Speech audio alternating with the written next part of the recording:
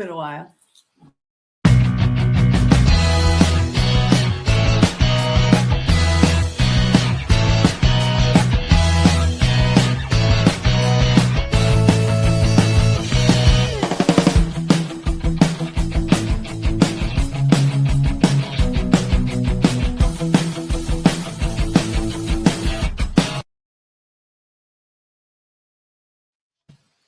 Welcome. We're back. Welcome to the Secrets Chronicles, Paranormal Historians, where the history meets the paranormal. We're back. Sorry about last week. We had some issues and we had to cancel the show, and that's the first time in 2 years, and we hate it, but We hated we it. miss you guys. We're back. So we're back to see you all. So, hello, Melissa. I just want to. Hi, guys. Jenny finally got to meet Melissa. I did. So ahead, that's tell what I the did. I story went to about it, I'll Kansas show City. you. Yeah, that's where I was. I went to Kansas City and I got to meet the lovely, wonderful Melissa Blackman in person. Look at her. Look at us. Hey, we got a face to the name now. Welcome. How cool is that? Yeah, I like the earrings.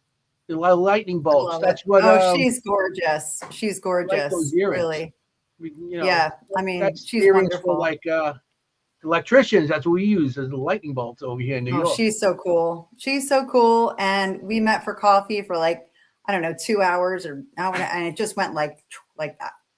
Yeah, I wanted to show Melissa right away because I know she has guests and she's not gonna be here very long tonight. Well, she's moving. She's pretty busy. Jenny, Hi, Adam. it's funny. You go to Kansas City and you go see a game or where you go, and I went to a World Cup game. There's always a camera following you. What's this? I'm gonna kill There's you. always a camera. I mean, doesn't matter. You're in the dark, in the most haunted locations, in night vision, or on the street somewhere. Yep. They find you. I was on the news. Yep. Always a camera. That's right. Yeah. So, I'm glad you got to meet her. I think that's awesome. It's really cool to meet somebody in the chat that you're friends with through the chat, Yeah, it's awesome. It's really cool. Who's such a faithful viewer of ours as well. So we're so grateful. It's episode 90, everybody. Episode 90. This would have been 91 if we didn't cancel last week. I know. You haven't killed me yet. It's all good. No, so we're here, and it's going to be a good show tonight. It's going to be a great show. I just want to tell you, last time I was on the show, my brother was the guest, and my brother and I had a whole chat and everything, and we talked about different things that happened at the house and all the different locations. My brother was one of the first guys that actually started going out with me on investigations. So we started talking about all these different things and playing EVPs and stuff. And the next day, he goes down the basement. He goes down the basement when he was talking. His computers, both of them were smashed. One computer was tossed off the shelf into the other computer. Oh. Yeah. It's the house that we grew up in, and it was crazy because we grew up. It's activity there. We always had activity. So what did you have? What kind of activity? Not computers getting smashed. Things flew around. Things. Oh yeah. I mean, you see people in the windows. You see all kinds of stuff. Cats. We have a cat. And it's weird because a lot of times when my mom passed, a lot of things disappeared. So I don't know if it was attached to her or what, but there's still stuff happening there. And it was crazy. And my brother, because nobody's in that room. Nobody goes. It was there at all. And the computer was at a distance. One computer was up on the shelf on over here, and the other one's over here. And that one's flew into the other one and smashed him on the ground. Gosh. He got to get one fixed, but the other one he can't. One's I think a Mac or something like that. And so it's crazy. So I mean, I would never believe that kind of thing until I saw it, in an antique store that we investigated. When Kim, our co-host, who still is with us, everybody remember in the summer she's with her horses. For people just joining who don't know that, Kim takes care of the horses at the racetrack in the summer, so she'll be back. Kim got hit with a roll of paper towels off a shelf. It just went sideways and smacked her. It was crazy. Mhm. I've been in many investigations where things were flung across the Usually at you. Yeah, usually at me, and it's like I'm a big target and always misses me. You are. I'm telling you, I've seen rocks thrown at you. I got all kinds of stuff happening to me. Usually it's me. No, I'm kidding. So, I also, before we bring the guest in, I just want to show you our friend Mark. Yes, please. Mark DiNardo. A guest a couple of weeks ago, and he's actually he designs computers to do investigations, and he said he was on some kind of verge of making a computer more, like speaks and everything like that, and it's great. And I just want to show you. He just gave us a small clip. I just want to show you. This is awesome. Yeah, it's a robot. He has a name for it. I don't know what it is, but here we go. It's so cool.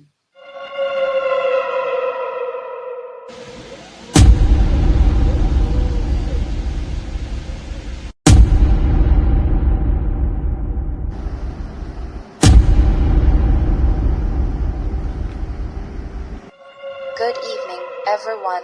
I'm Paige. Systems online. Let's see what's here.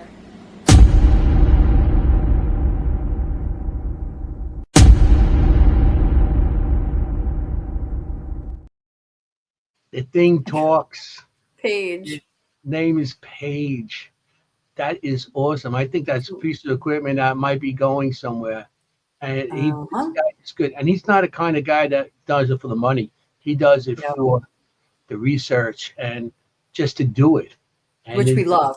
We love that. We've seen his last robot, and that was pretty interesting how the thing walked around and how it was like unbelievable how it was. And now this is going to be cool.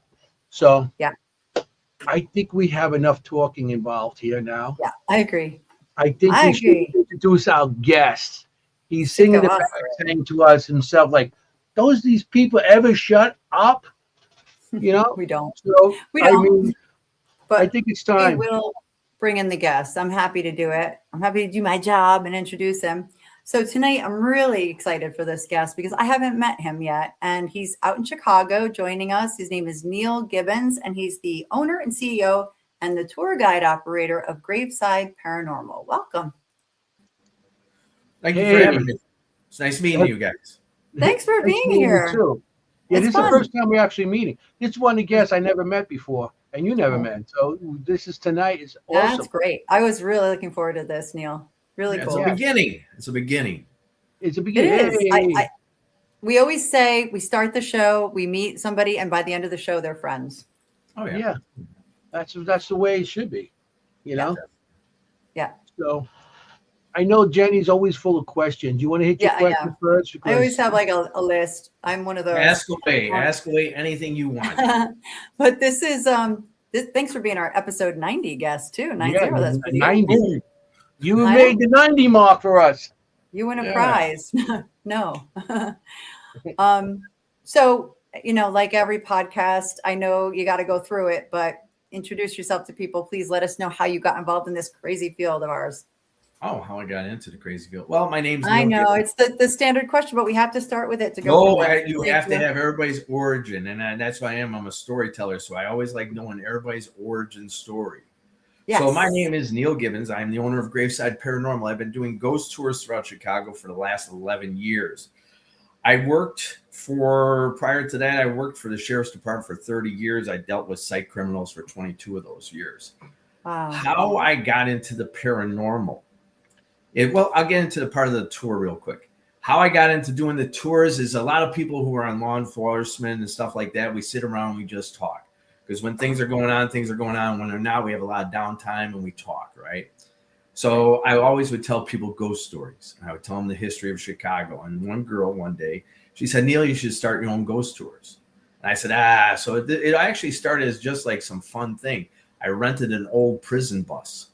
And I took all my buddies out on this prison bus and I told them all the stories and everybody was drinking, having a good time.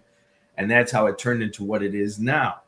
But how I got into the paranormal is so many years ago, I grew up on the south side of Chicago. My mom and dad were going through a horrible divorce. This isn't a boo-hoo-hoo story. This is more of a boo story. Okay. What happened is my mom and dad were going through this horrible divorce. And my mom, every night between the 2 and 3 o'clock hour, she would wake up in the middle of the night and start screaming at the top of her lungs. Oh. And we were all little kids, anywhere ranging between 6 to 7 years of age, 6 to 7, 8.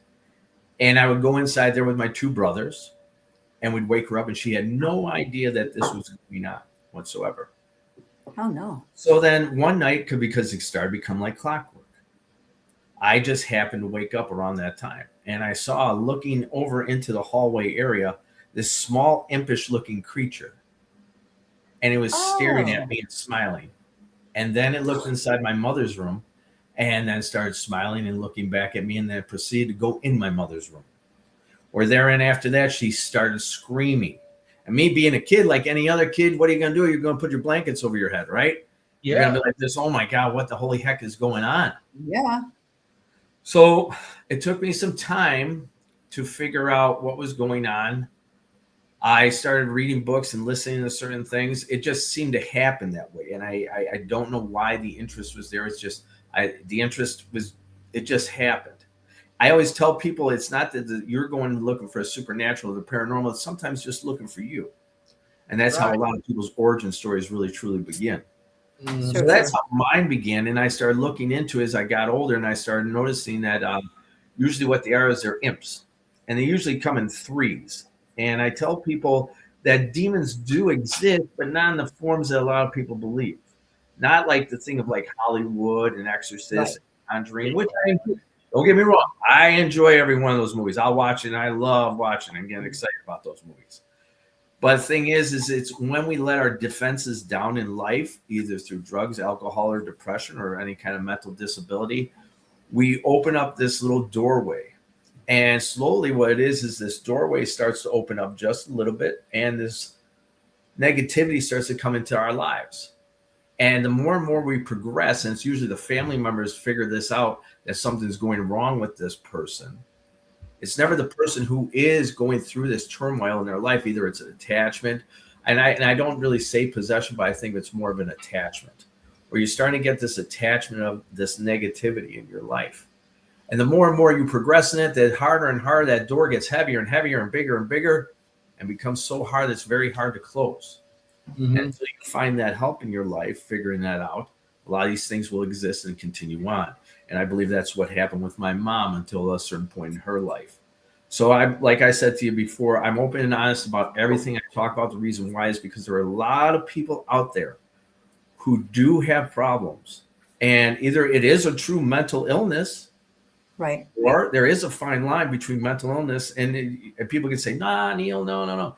But I believe there is a fine line between mental illness and possession or attachment. Mm-hmm. I've actually, in the professional life I've had, I've actually come across certain things that you just go, somebody else is driving other than this person here. And as we go along, I can be more than happy to tell you that story as we go along. Wow. You are the second police officer to say that exact sentence to us. Yeah. That you have seen people where somebody else was driving. We recently had Chris Mendes on, right? And he was saying that he encountered someone. And that was the first time he ever felt like it's possible that someone's really been taken over by something. Oh, yeah. It's very possible. It is so very possible. It's like I said, when we let our defenses down, take, for instance, jails, prisons, institutions. What are they? They're negativity, right? People come in there because of some negative thing that happened in their lives. The people who are working there usually sometimes come in there with positivity, but walk out with negativity because it's a breeding ground for a lot of this negativity. And these things happen. And I actually came across a young man many years ago who, when I was working inside the jail at the Cook County Jail, located in Chicago, Illinois, the psych nurse and psych workers, they told me, hey, Gibby, my nickname was Gibby, okay? We all have nicknames, all right? Mine because Gibbons is Gibby, okay? So I said, Gibby, I need you to go downstairs there and go pick up this guy downstairs. And he was a big boy. This was a big kid. and he was about maybe 25 years of age. And this young man, he was down there. And for me, the smell of something where like something's attached to somebody, for me, is the smell of a burnt rubber tire. And so as I approached him, I could smell that right away, because it's not the first time I've come across something like that. And that smell of that burnt rubber tire, I'm like, there's something going on with this kid here. So, but I also saw that he was very slow-witted. And so I just started talking. I said, hey, buddy, you want to go to bed? He goes, yeah, I just want to go to bed. I said, I'll take you upstairs. I'll put you to bed. He goes, thank you very much. I go, hey, buddy. I go, who's your favorite superhero? He goes, mine's Spider-Man. I go, hey, mine's Batman. And so you have to keep that rapport with somebody. That way we're staying on the same wavelength.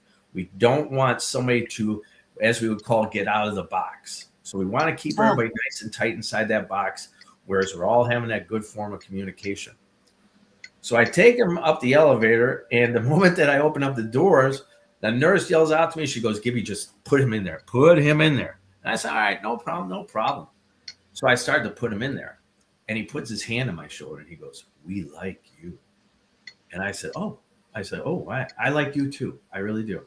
And so we placed him inside the cell, but that's not where our story ends. Some weeks later, and I wasn't on the unit at the time, an officer went over to his cell, and he noticed that in the report, I'm going to go verbatim of report, that there was nothing but the whites of his eyes. And that is in the report from the officer. And I was not there that day. He said he got distracted by another inmate down the hallway. He went to go see what was coming back. And when he came back, this young man was dead, laying on the floor with a foot in the toilet. Now, keep in mind. No. Yeah. Keep in mind, this is a single cell. When someone is like this, they are not allowed to be placed in any other kind of general population unit. Mm-hmm. They are in a single cell. And this kid told him, someone's going to kill me tonight. And so when the officer came back, he saw that the foot was in the toilet, and that's verbatim per the report, and he was laying there dead. Of course, everybody's called, all these investigators, everybody's called. And they come out there, and they secure the scene, and some time went by. And I was actually able to talk to a guy I know, because they did an autopsy on this young man. And they did notice that there was bruising all over his body, on his shoulders, around the stomach, and the chest, and stuff like that, right? So what are they going to do? They're going to review the films, make sure nobody whooped them, right? Yeah. No kind of action happened to this young man. Any officer would be an idiot. You would lose your job, and you'd go to jail. I mean, unless you're just a piece of crap, you know? Mm-hmm. Right. So they saw that, and when we have like a possession, and I use the word possession or attachment, you have that internal battle that's going on inside the body. We've all heard about this, right? Mm-hmm. So when they did the autopsy, they said that he just like died of exhaustion, and he had all these bruises all over his body. And that's still not the end of our day. So about 2 or 3 weeks later, the room is being utilized again for a thing called FLRs, full leather restraints. They grab a guy who is being brought up because he's suicidal, and they take him up there, and they put him down in FLRs. He has a single cell. He then starts at about 2 or 3 o'clock in the morning. I was working the unit at night, starts screaming at the top of his lung, get this such and such out of here. He's in here. And we go inside the same cell where that young man died, where now this young man is tied down to a bed. He's swearing that there is a guy at the end of the bed. He gives a full physical description of our first young man is rubbing his toes. He says, he goes, such and such is rubbing my toes at the end of this thing. And they gave him the full physical thing. When me and the nurse exited out of the cell, the book bags started flying off the shelving areas. And my lieutenant was watching all this on the computer. I mean, on the cameras. Yeah. And he called me, he goes, Gibby, what in the holy heck is going on down there? And I told him, I said, you remember that young man? I go, that happened a couple weeks ago. I said, I told you there's something wrong with that boy. And he goes, that is crazy. But that's actually a true story. That one picture that I sent to you where it looks like there's a shadow person in the center, that's actually from our original psych ward of a shadow person. See if I figured that one out. Institutions and jails and prisons are huge for shadow people. They are cute. That one Really? right there. Oh, my goodness. I was looking at that. You can see the feet, and you can see like There a it is. torso. Yep. We used to see that one on a thing called Charlie 4. And it would, I'm sure you guys have seen shadow people before doing your investigations. Yes. Have Yeah. you ever really thought about that majority of the time when you see them, that they're moving majority of the time left to right? Because every time when I saw these guys inside the jails, or even where I'm on our tours, they're always moving left to right. You rarely ever see them moving forward or back. And I have no idea why. And I always ask this question to people to reflect upon it, to ask them, do you guys remember always that they always were moving left to right? Left to But right. this was inside the jail at the time. What happened, how we got this photo, is when buildings are closed, the supervisor has to go through and take random pictures to make sure everything's okay. And so she took that and then she sent that to me and she said, what the holy heck is that? And I told her that's a shadow person that we used to see inside the jail. That's incredibly solid. You can see the feet, feet, and they're actually the step. That's interesting. Wow.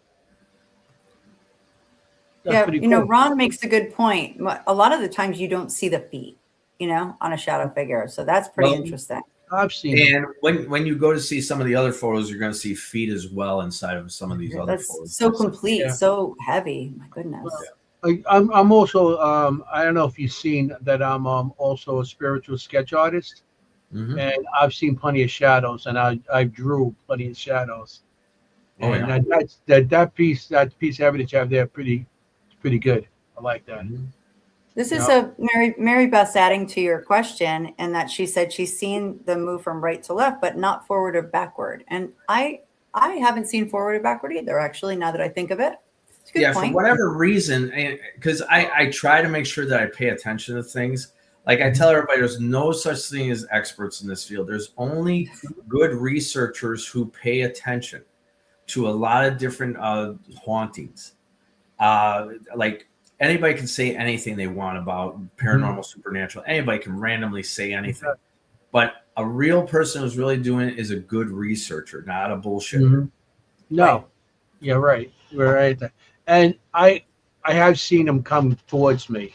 So I have seen them come towards me, and I have seen them in rooms and everything. Yeah, I mean, like I said, I have so many drawings of shadows that I've seen in the past. I've been doing a long, I'm doing a long time. So when you do a long time like you get to see a lot of different things. When you're old like us. Yeah. I mean, maybe sometimes you see them psychically though, too. Like I've never on a video seen them move forward, but I've definitely seen them move. I can't remember left. I'm going to have to go check my old videos now to see left to right. Well, We got to notice when we go to locations. Yeah.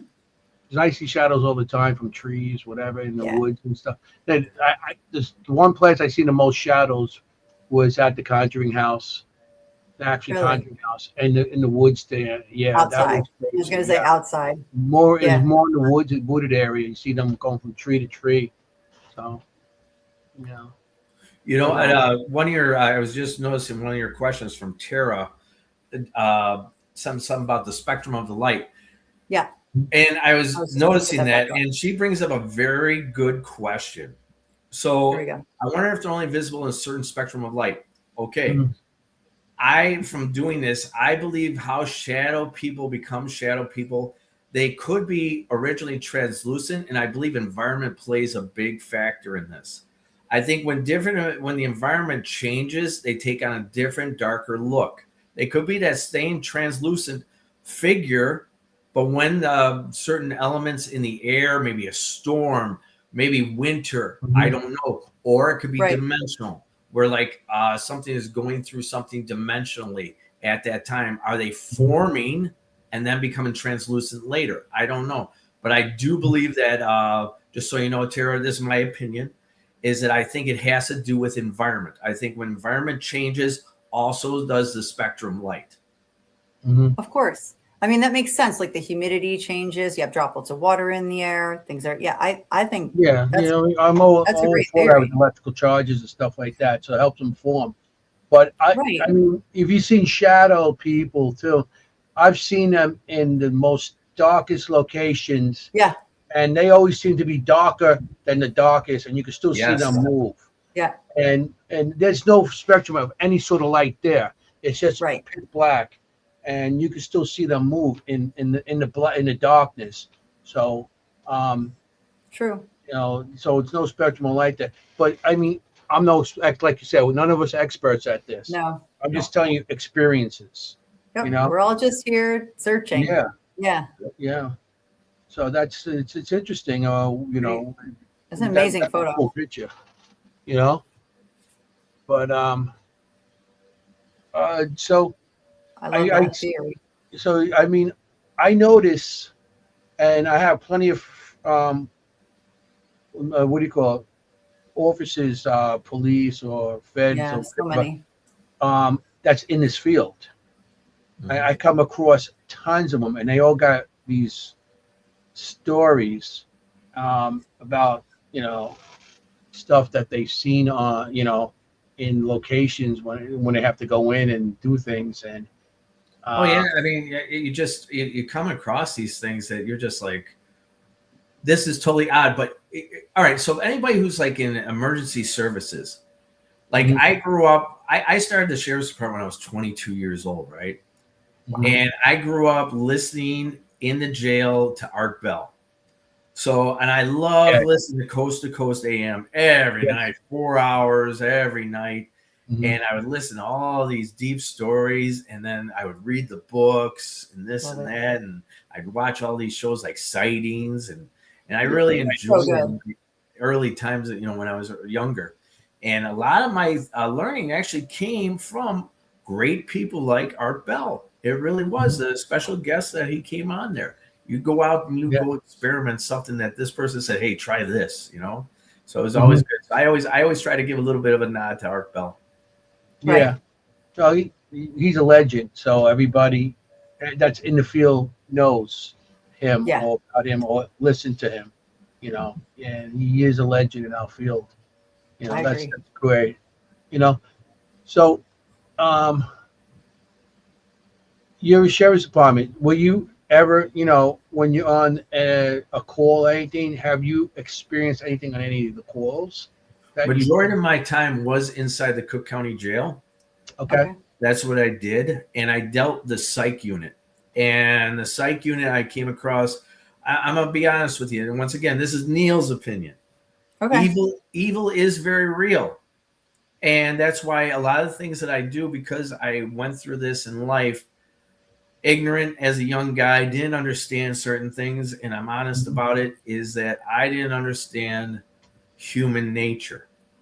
Right. And how some people truly are and how they become.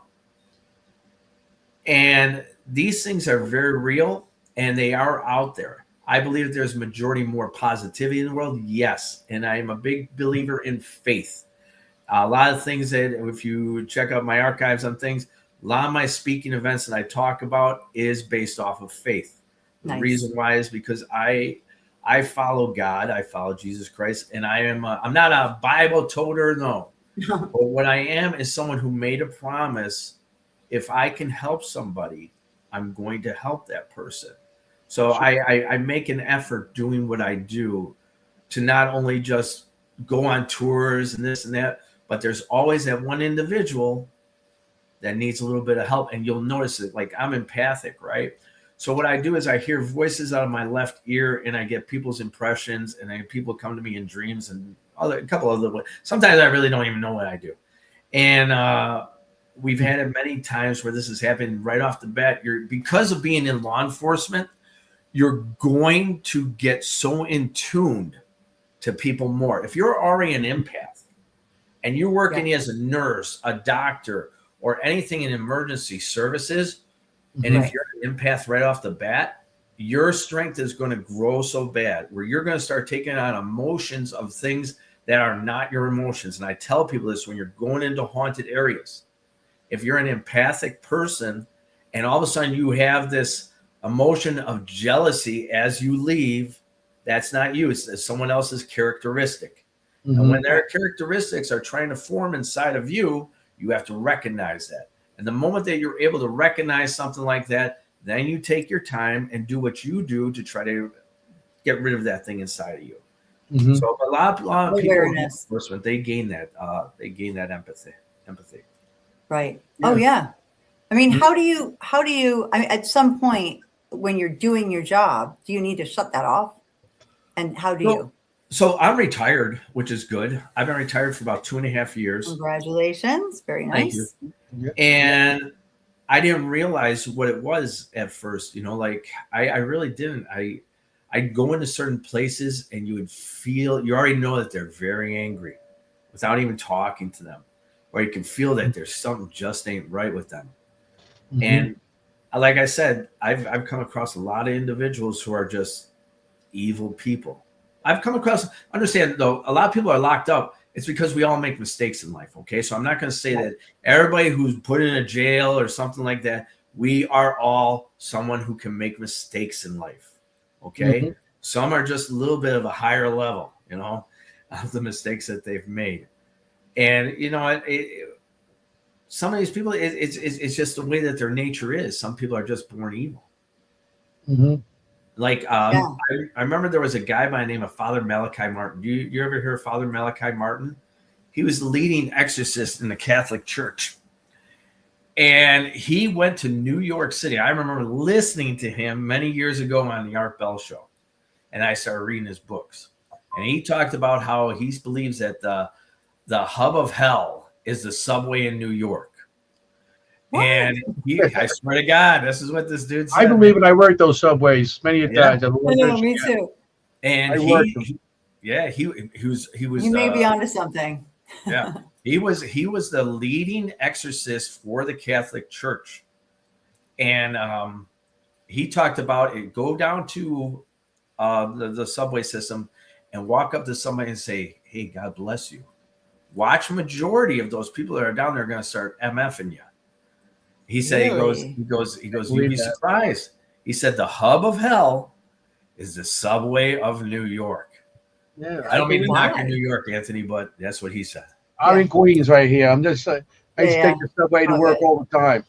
And I Yeah. believe that, not just what I seen on there as human, what human does to human down there, or just, homeless and just stuff that goes on down there. Despair. I worked down there. I was on the tracks for months and months at a time.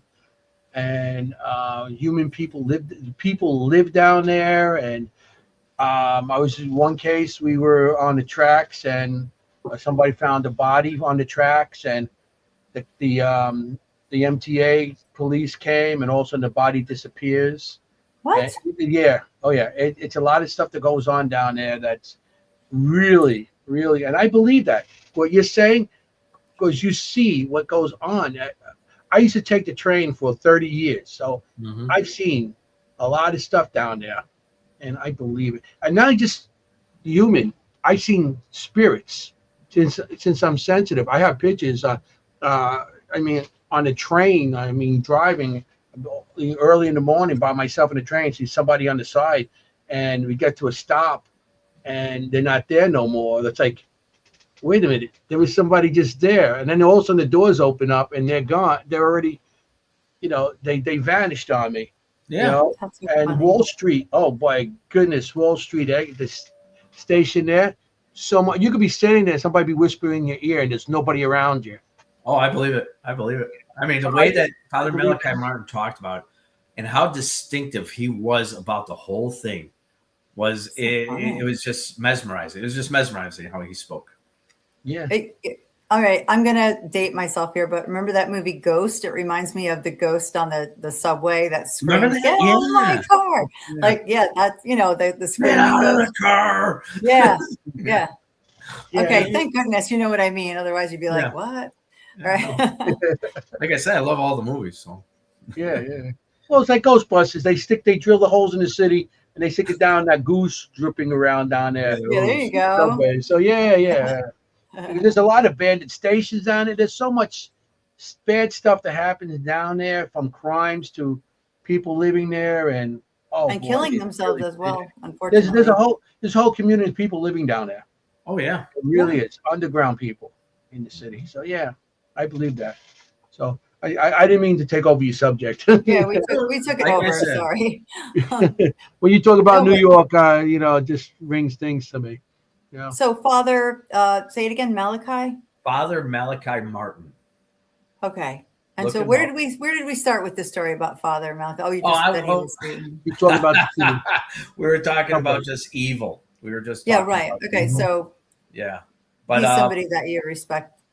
oh yeah, I like my mom. So this is gonna sound weird. My mom was actually a nun. My dad was a brother. Of course, they met after the fact when they both left. It was the 1940s, and the mentality in the Irish community was either you're a teacher, a nun, a priest, a cop, or a fireman, or something like Right. that. Yeah. It was just the way that they grew up, and so I grew up on a Catholic system. And So actually, I have an uncle who's a priest. But yeah, there's a lot of that evil that is going around, and I do think it is getting stronger, and it's just something that's manipulating a lot of people, and they don't realize it. But that's my opinion. No, I agree with you. We have a question for you. It's off the subject though. If you want to keep talking about that, that's fine. Oh no, ask any questions. Okay. With Chicago's mafia history, I bet there are a lot of haunted places. Do you have any experience with that type of haunting? So let's talk Chicago, okay? Yeah. Chicago. Hey, the Hey. Valentine's Day Massacre. I always There want you to go. investigate there. Hey. So the Valentine's Massacre, right? So that place there, what it is now, the building's been knocked down. All it is like a little yard that's in the background. And that's where they had the shooting on February 14th. What year was that actually? Because I don't do that part. But they killed all those people down there, and because it's a residual haunting, majority of all Chicago is residual haunting. So let's talk about the Great Chicago Fire, Yeah, right. 1871, October 8th through the 10th. When traumatic and dramatic things happen in timelines, they hold on a second. I think can you still see me? Yeah. Yes. Well. Okay. Yeah. It's my computer that's showing me something else. I'm sorry. Take your time. So Take your time. no, I'm sorry. So when traumatic and dramatic things happen in timelines, they leave an impression in that timeline, right? And that's why we get all our residual hauntings. And because of the trauma that was going out there, a lot of the Chicagoland is haunted because of that. So it has a lot of residuals. Same thing with the gangsters of 1920s, the Al Capone era. That was such a strong timeline of just killing and mass killings, like the same Valentine's Day massacre. It leaves an impression in that area. We have in the Chicagoland area ley lines that are up and down a thing called Archer Avenue, and I believe also in a couple other areas as well.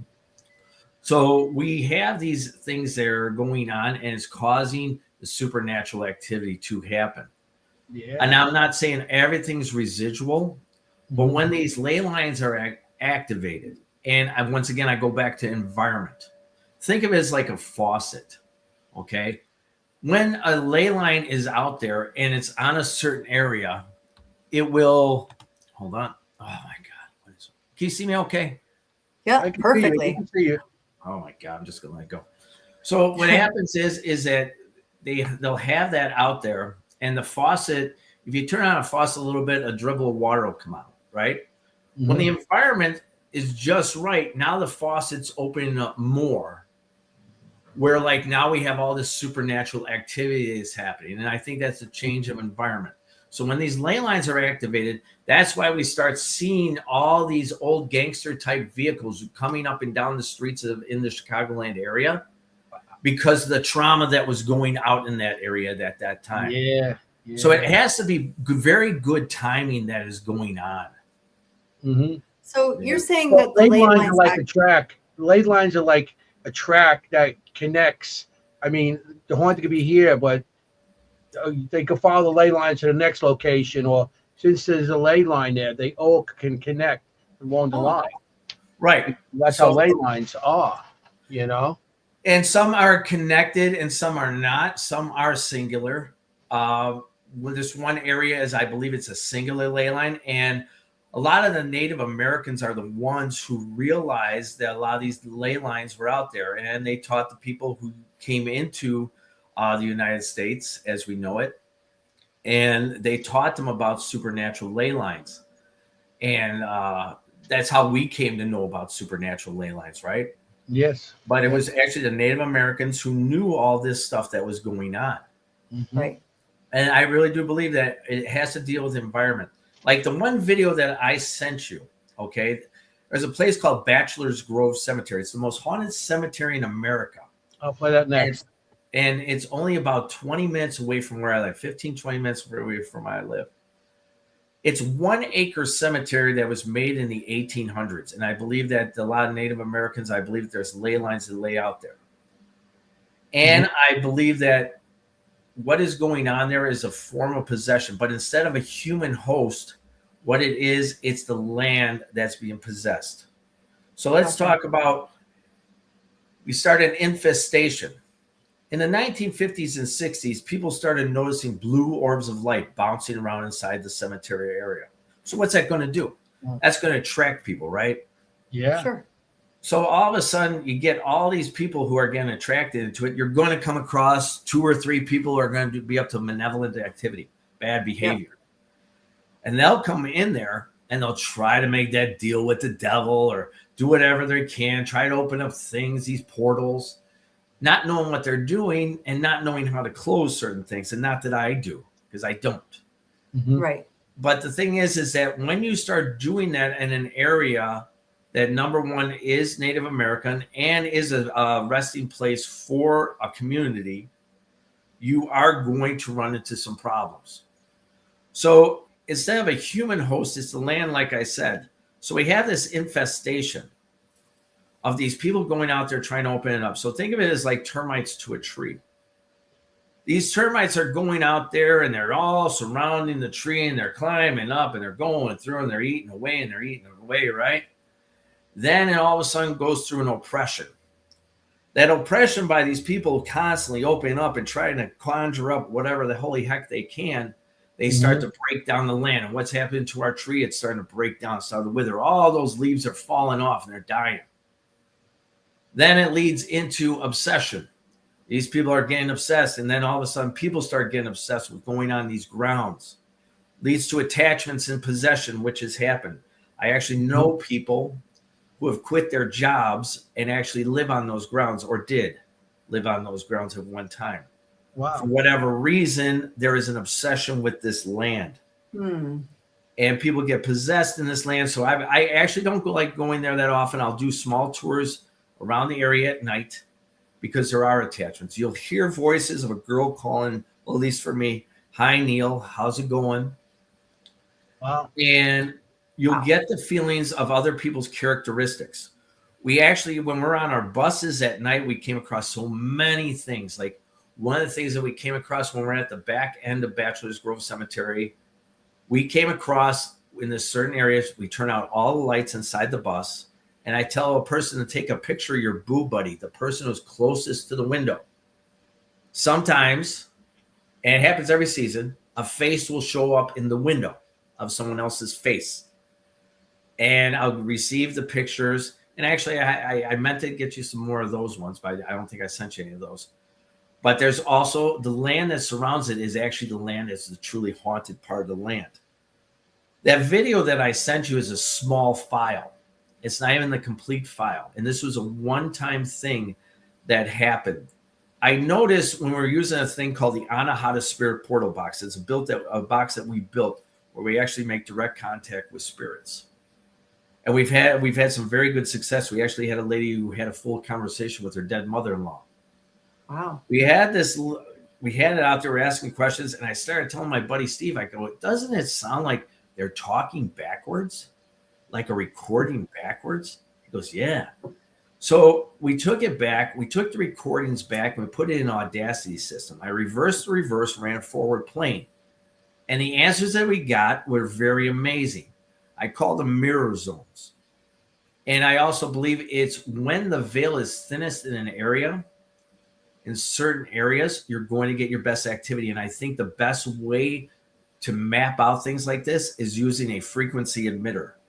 If we use a frequency emitter and we place it out into the areas that we're doing, and we start mapping it out because it's very broad. It's very broad. And we're able to map it out and find out where we get the best activity, either audio or visual. Right. Like we did with this audio, where a lot of things, what do? I get it by total coincidence. This is all by mistake. It just seems to happen. If you want to play that video, remember, this is even the complete file that I just am giving you. Okay. I have a complete file that goes over 3 to 4 minutes. And it's not that you cut it up or anything like that, like on Wondershare. This is a complete flow of what's going on. Wow. Right after each other. Yeah, so feel free to go ahead and play it if you wish. Okay, I'm going to play it right now.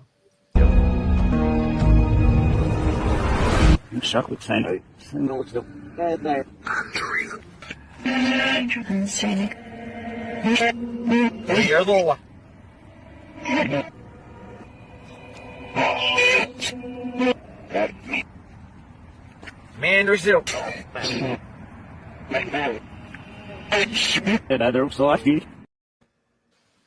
That's actually just a small thing. You'll hear things like Angel Michael. I had his train because I wanted to send you the complete file today.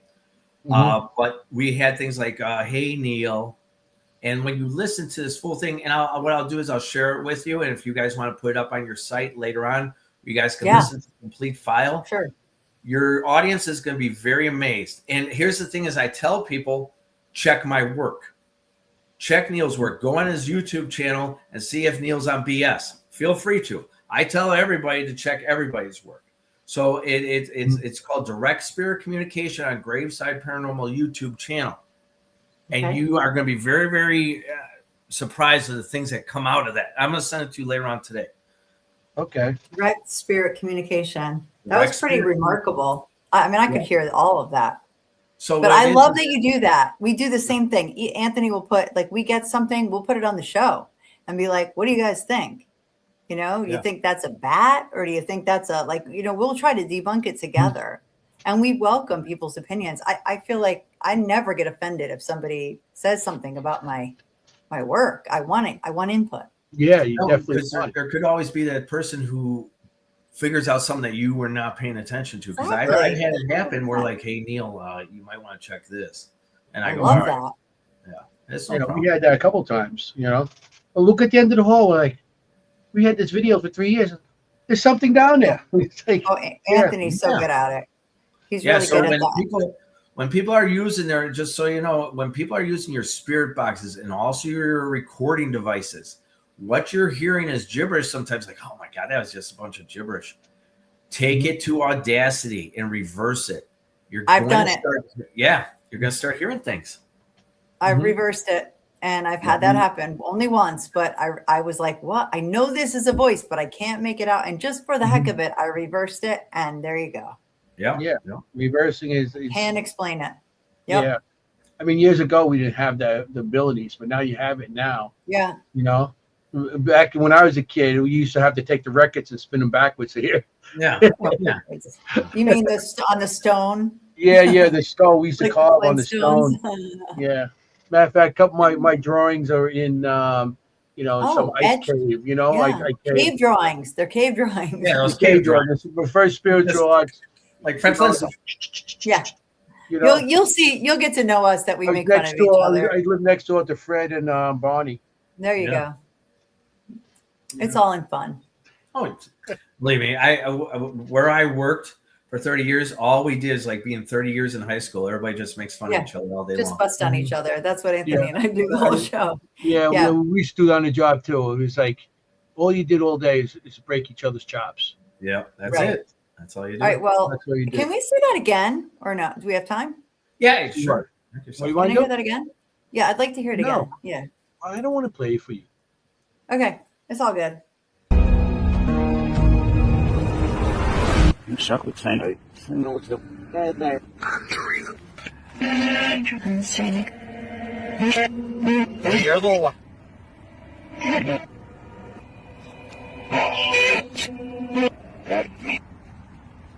Man, there's no.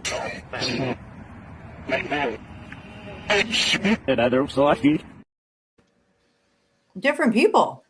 Like I was trying to make out the different people. Yeah. And like I said, that's not even the complete file. And Wow. when you go on Do my we have boss pictures site, of the I do the graveyard? complete. What's that? The pictures, you sent me some pictures with shadows. Is any of these of that graveyard? Go ahead. No, it's not. It's a different graveyard. Go ahead. Pull up any picture you want. I'll explain it. We love a So cemetery. this is called Archer Woods Cemetery. Okay. Yeah. This cemetery here, once again, 40, 50 people out into the night. And this picture was taken at night. This person here, for whatever reason, I don't know what they lighted their camera when they shot, but it was actually pitch dark when this picture was taken. Mm-hmm. And these two shadow people, if you zoom in, you're going to see are running neck to neck with each other, are running side by side. And this is taken as I see. Like one's behind the other, sort of. Yep, like they're running side by side with each other. So there's two of them there. It's known for a cemetery where there's a wailing lady, a crying lady at the entrance of the cemetery gate. The other one is the picture of possibly the shadow person of possibly maybe that girl. You're going to have one that's a shadow person in front of the gate. Yeah, because this picture reminds me of like maybe a husband and wife or a man and a woman running together. Right. Yeah. I mean, unknown, but no matter what, great catch by this person. That's amazing. Awesome. Was that location like any kind of battles or anything happened there before it was this part of the cemetery? So it's those actually are like newer graves. That's what I'm saying. So interesting that you asked that. No battlefields, no. What it was back in the 1920s, a lot of bodies that we had a gravedigger strike that went on for many years in the 1920s. And there's a lot of misplaced bodies throughout the Chicagoland area. Okay. Some of them never made it to the right burial place. So could this be that these are the souls? I don't know. This is one of the theories on it. Also, Native Americans. Could it also be Native Americans? There you go. Some kind of thing, or dimensional. I don't know. Because actually that area there is the area that I'm talking about that has the supernatural ley lines. Oh, wow. Okay. Mm-hmm. That's very interesting. Very interesting. Yeah. I had a quick question about the ley lines. Anthony was talking about them, connecting or not connecting, but you sort of mentioned they're almost like a pump, like the way you said it. A faucet. Yeah, right. So, like almost like using an EM pump or like a Tesla coil or something like that, like to get things going. Is that what you think? Yeah, I agree. And that's actually sounds very smart. But it has to deal with the environment. That's my theory. Through the right time of day, maybe the right month, maybe they have anniversary or something, maybe thunder, maybe lightning. I don't know. Moon phase or something. Moon phase, maybe. Like me and a buddy of mine named Larry Eisler, we were at a place called Jericho, Wisconsin, called the Trinity. This place here is probably the scariest place. And I'm not somebody who really gets scared too often. This place in Jericho, Wisconsin, when I tell you this, when Larry eventually comes out with this video of this, you guys are going to be like, oh my God. We went inside this place. A part of it is an old church. The other of it is a nunnery. The other part is a school. We did the Estes method. I was touching upon that the feeling of children were beat down in this one basement.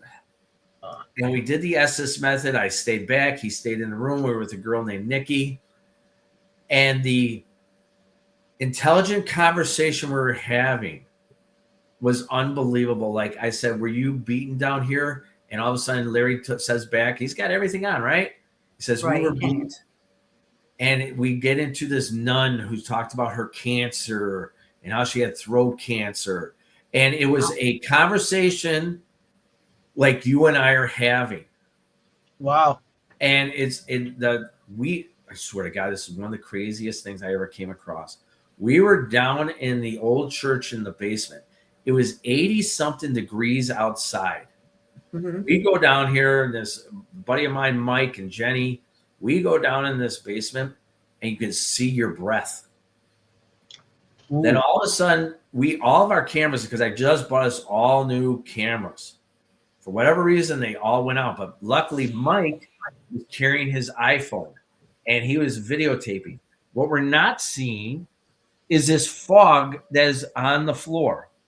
And in the fog, and we have this video of these little shadow people running along. A whole group of these bastards are just running along. And we're all like, what the holy heck is that? Little? Like how little? Like this big. Oh my goodness. Yeah, I swear to God, I'm not making this stuff up. No, I believe you. I have never come across that type of place before in my life. It was unbelievable. Has that been fairies? I don't know what they were like little shadow people, man, like little imps. I mean, you with the imps. I mean, like you started this whole conversation with the imp, and we have a friend who writes about fairies and other creatures, gnomes, imps, everything. And I'd be interested to hear what he thinks about that phenomenon. If I could show him that video. Oh yeah, I mean, I can't show anybody that video because he's going to be putting it out on a documentary. No worries, but I could explain it. Oh yeah, and we were just so lucky that Mike was doing a videotape at that time. It was That's crazy. awesome. I love when that happens. And sometimes you get the best stuff on your phone. Tell you the truth. Yep. You never know. When you don't have your equipment, you're like, oh, take out your phone. I got it now, and I got piano playing. All my equipment went out. It was like 4:00 in the morning. And we're in this location in Long Island. And we're inside, and we're doing a spirit box, and all of a sudden I hear ding, ding on the piano. I'm like, cool. Can anybody just touch the piano? The piano is actually locked. The cover for the piano is actually locked. Nobody could touch it, and there's nobody near the piano to do anything. And I got that on my phone because all my equipment went out. At a certain time, your batteries do run out. But it was interesting. Yeah, that's a good catch. That's a good one. Yeah, I agree. The last few really good pictures I've seen have been iPhone pictures. Yeah, like astounding pictures. But I'd love to ask our friend about that. About the little. So Anthony, go to the one other picture where the other shadow person is going out of the cemetery that I believe is possibly this crying lady at the entrance. Then we can talk here. Lady. Yeah. So you can see this shadow person floating out of the cemetery area. Yeah. Yeah. Yeah. I mean, just right there. That's interesting. And this is the same cemetery called Archer Wood Cemetery. It's beautiful. That's interesting. And how old is that cemetery? That cemetery is a couple hundred years old? 1800s. Oh, yeah. Like I would say the late 1800s. Yeah. Okay. Yeah. That's interesting. And then there's one more picture that's up there of the nun. Okay, I got two pictures here. Okay, I'm going to see because give it a shot on StreamYard. They gave me a picture like this big. I'm looking at. Yeah, that's fine. That's fine. I didn't know what to mark them, so I'm going to put this one up. Okay. Oh yeah, that's the nun one. So man. So this was a daytime tour. And I do daytime tours, and large majority of my clientele are older people. And they don't know how to play with phones or any of that stuff. I was telling a murder story that happened and where these two young girls called the Grimes sisters were buried. And even in the daytime, I tell them take random photos. This lady took this random phone. She said, Neil, what is this? I said, that looks like a nun from back in the day of the old, the old habit that's on and the old habits that they're wearing. And I said, she definitely has some weird dark eyes and she's gray. But that's actually from the original. And then what I did is on the other one, I brightened it up a little bit just to give a little more pop to it. Right. You're going to. That's terrifying. Yeah. So a lot of weird things happen in the Chicagoland area. Great catch. And it's funny because you saying, I went to Catholic school in the 60s, giving away my age. Yeah. And the nuns had that big the habit on. It came up and then went over. Then went in, like in the 70s, they stopped wearing the habit or the habit went smaller. It was just like, but the older nuns had the ones like that, what you were saying. Yeah. Right. Yeah. Right. I mean, I don't know why I'm having the comments just like all came up at once for me. It was a little bit slow. But I don't know if Mary Beth's talking about this picture. She says there's a guy on the left. I love this when you do this kind of thing and people see it. There could be. I mean, it's in a cemetery. It might be a regular. Like this picture here? Oh, you mean that guy on your left? If she's That's talking about somebody. that's a regular customer. That was a regular customer. Yeah. Might So be that. I don't know. I Maybe go- the nun picture. Mary Beth, Yeah. what are you talking about? That's interesting. You know why? Because the person's right Overalls. there, and the spirit's right there, and no, they Okay. don't see it. Yeah. You know, that's Okay. interesting. And there's nothing to Okay. cast that shadow. Not this one. She said the other one. The nun one. Yeah, I'm just curious nun because one? I love The I nun love one? when we put pictures. Yeah. She's seeing somebody with overall, or what does it say? Yeah, overalls or suspenders. Interesting. It's so tiny on the screen. You know what I mean? Like I'd Yeah. love to see Yeah, it. it's pixelated too, so But you can see yeah, the nun. that nun face is like, ooh, Yeah. Yeah. Yeah. Yeah. there she is. And I said, how come she has a yardstick in her hand? Yeah. Just like going around It's just hitting for some you, kids. Anthony. Just for you. I mean, I used to get them across my knuckles all the time because I was Did a you? good kid. Oh, You were a good bad kid. I was a good kid. They don't like good kids. Yeah. So you have another. Well, you have this. We've seen this one, okay, and you got one more here. You want to? I'll bring it up. Sure. You got whatever you want. Well, that's the one that That's the one I too. made it brighter for everyone. I made Okay. it brighter. okay. So that you can That's see the it. nun Tell us what we're also. looking at here. Oh, I see what we're looking at. Yeah, that's the nun. That way It's it made it more cool. distinct. Well, I mean, Holy gravestone is what, about 3 feet, about 4 feet tall, 3, Mhm. 4 feet tall. So she's like 5 foot something. This woman. It looks Yeah. about right. Yeah, exactly. Like proportion. Yeah, because it's tombstones like 3 feet, 4 feet, depending on the tombstone. Those look like and these are newer tombstones too. So, and everybody knows, and Jenny, I grew up around the cemeteries, 9 cemeteries when I was growing up. So we used to hang out in cemeteries. So I know tombstones. Yep. He does. He's the The cemetery guy. cemeteries are a for big sure. thing with us. We always like These are cemeteries. great. I mean, these are amazing. I like Thank you. really. H.H. Amazing Holmes photos. was his place in Chicago? Yeah. So his thing, Yeah. what it is now, it's actually a post office, and it's Mhm. down in the basement where the original was at. And they don't allow anybody to go inside there. It's a government post office. Yeah. And so that's where that was, on that corner there on the east side of Chicago. Mm-hmm. Yeah. Right. Because I met his grandson. I had a previous podcast I was doing, and Jeff Mudgett.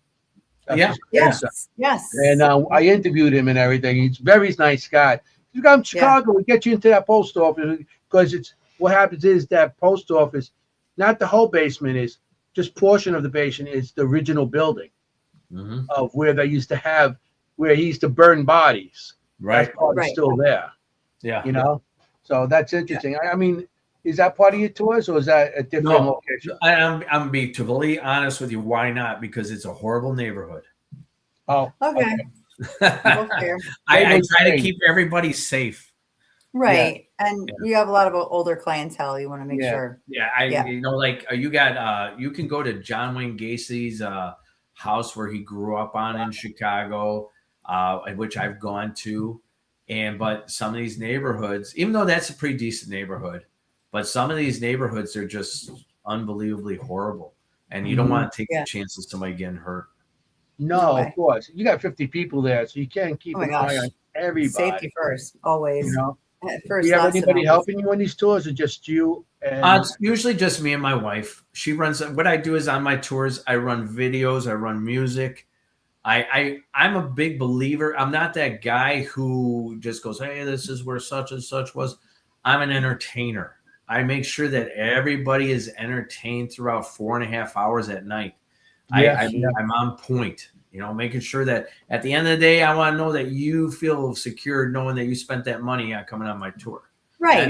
And everybody loves a ghost story, right? Like everybody loves a ghost story. Yeah. And it's a totally different thing than investigating. I know exactly what you mean. Yeah. It's fun. I mean, I love those local Chicago, legends. I mean, with the mob and everything, all the different people that got a little whacked. Yeah, that one building. Speaking of the mob, and the one lady was asking about the mob and stuff like that. Yes. We had a thing that was called Division 1. It was the original Chicago lockup, and this building was huge, man. It was made of limestone. The whole building was made of limestone, right? Wow. And that's where Al Capone was housed when he was young. He was locked in there. That place there, they knocked it down. I'll tell you a real story. Yeah, back in about the early 90s, we were all called for an all available at Division 1. And we went there. It was a complete riot. And this young man, he was stabbed up in his neck and blood was flowing everywhere. Oh, boy. And 3 Hispanic guys, they shimmied his neck, this young black man's neck, and he died.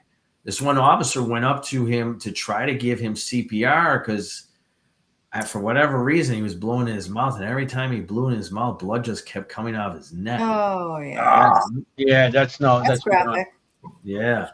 So what happened was sometime later, weeks, maybe months later, people started hearing a young man, the inmates started hearing a young man up in the hallway area making noises and looking down from them from the rafters and staring at them.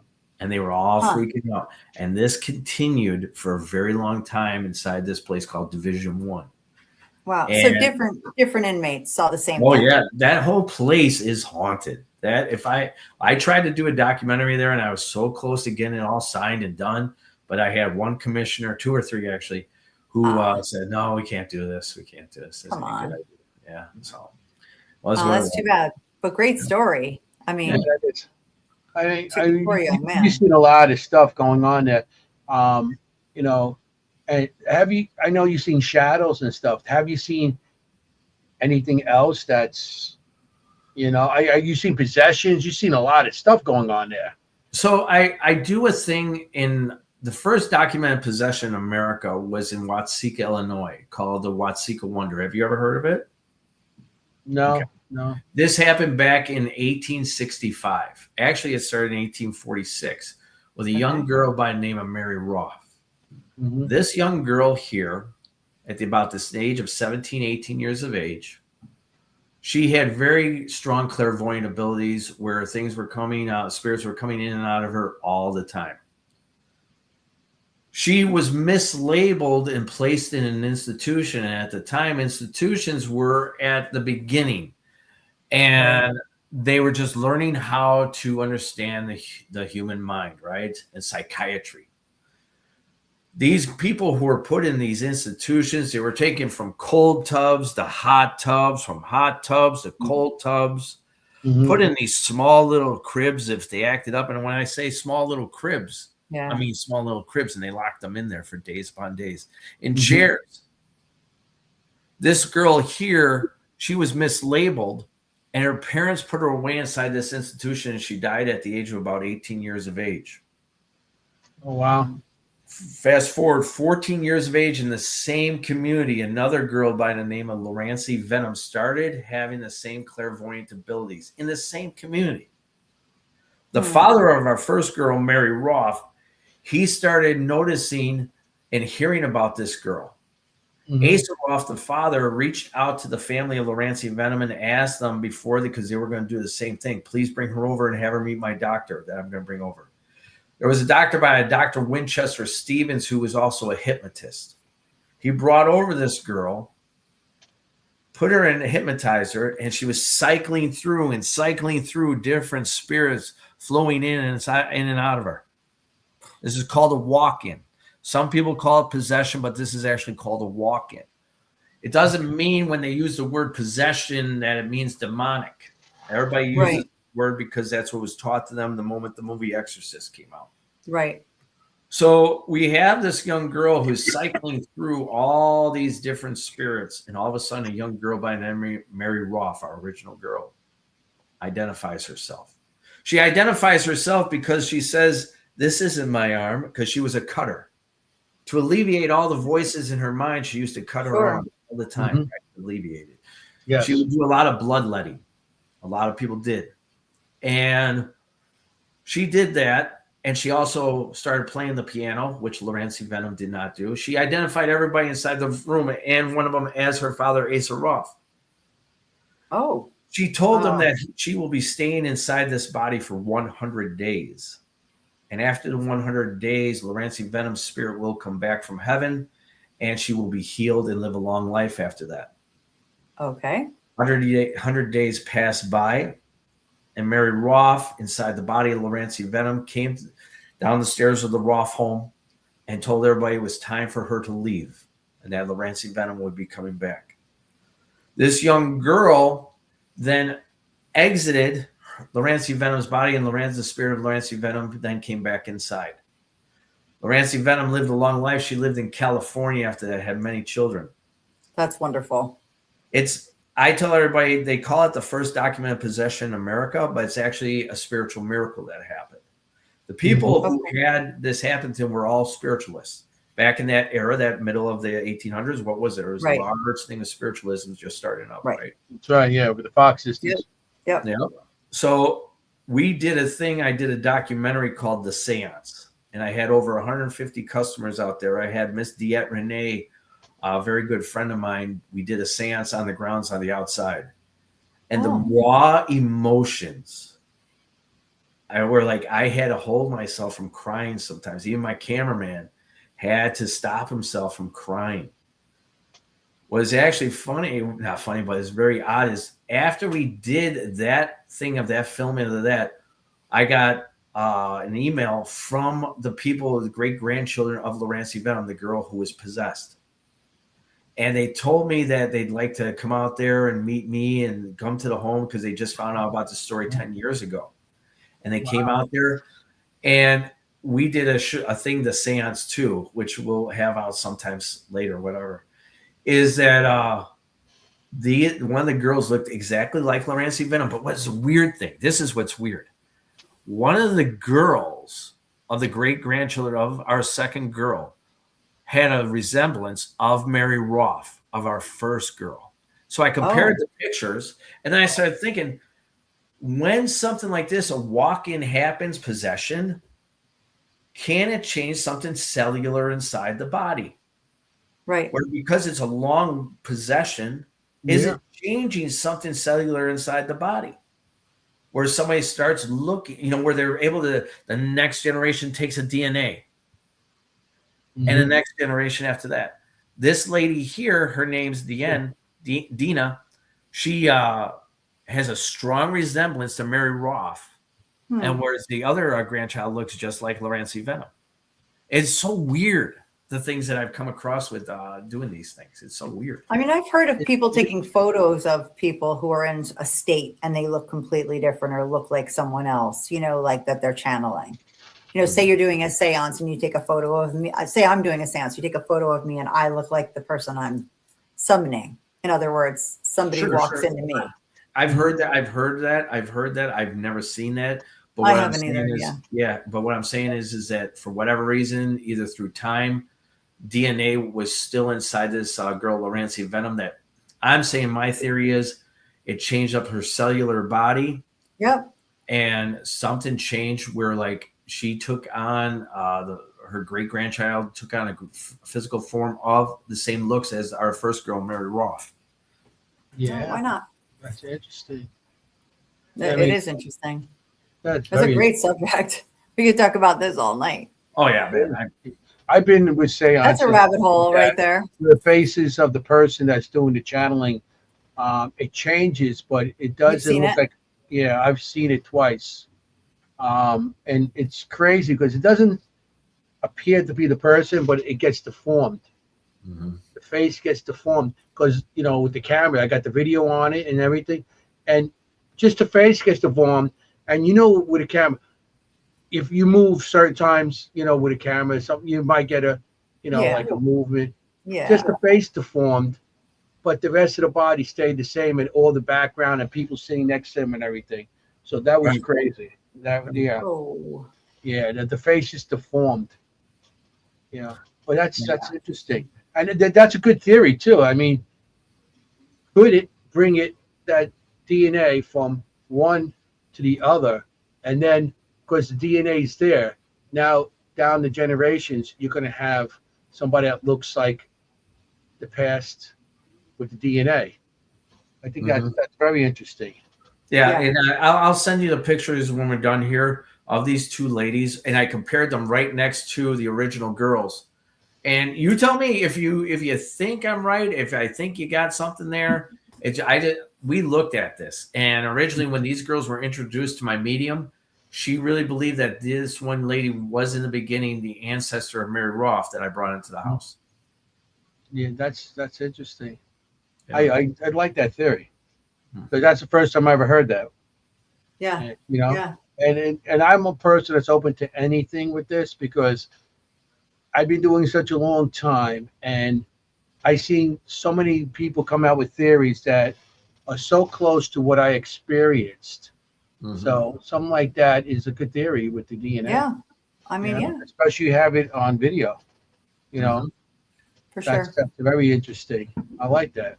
Really do. And 14 years apart, you said, right? These girls? Yeah, they're about 14 to 16 years apart. That's amazing. So it's not even like a sympathetic thing. Like it's not like a conversion disorder where all the girls are doing this. You know what I mean? Like it's just so weird that they had almost exactly the same type clairvoyant ability in the same community. This community, Watsika, I do a lot of events out there, and like me, Chris Fleming, Diet, and many other people, Pete, Chris. Right. We're all doing a thing out there on September 26th. I'm calling Watsika Beyond the Veil. I'm going to do a spiritual thing, talk about miracles and benevolence, 2 stories of miracles and 2 stories of benevolence. Chris is going to be talking about a haunting on Park Lane. Diet's going to be doing a gallery reading. So part of what I do is I make sure that we're out there and we're doing these events for a lot of people. Sure. Sure. That's, you know, very cool. If you know, have you ever been on one of your tours and somebody got affected, that one of the guests got affected from a location that they went on?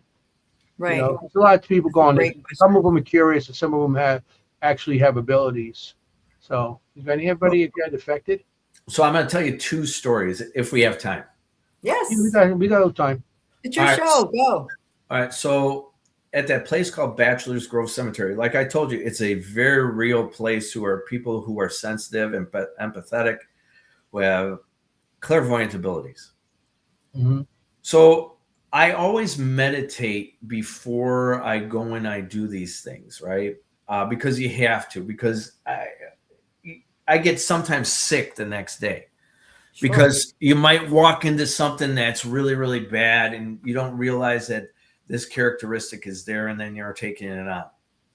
So I try to keep my defenses up the best I can. So I always do a meditation, which leads into my old man nap. So I fall right into my nap, right?